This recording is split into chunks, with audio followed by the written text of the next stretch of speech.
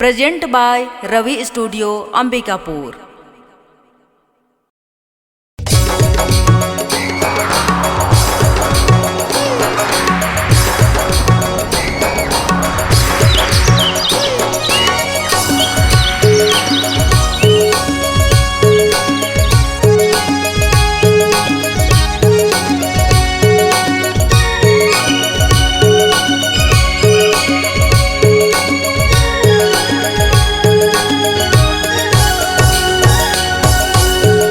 दाई झूला झूले ओ बाजे पायलिया के सुर।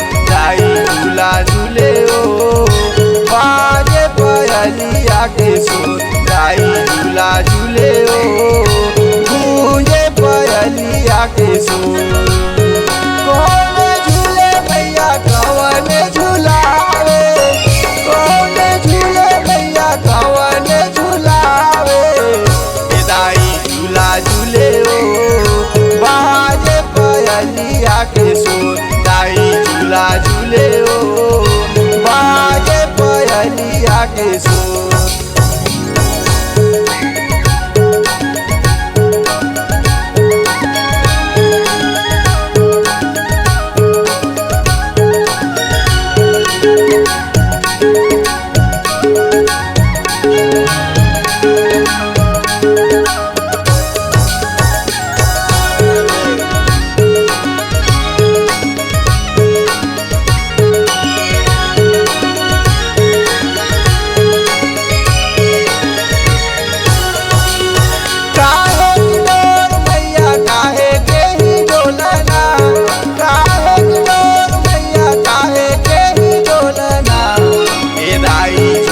झूले ओ बाजे पायलिया के सुर। दाई झूला झूले ओ बाजे पायलिया के सुर।